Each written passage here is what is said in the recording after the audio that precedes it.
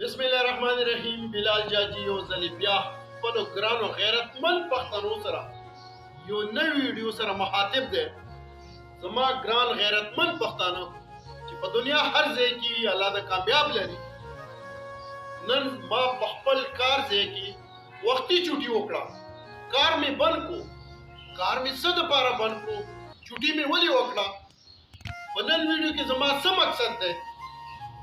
زه لا نه امید ساتم چې زما ګران غیرتمند پښتانه دا ویډیو به لازمي وګوري چې نن زه څه کول غواړم. ستاسو په سوچ کې هم نه راځي زه چې نن څه کول غواړم.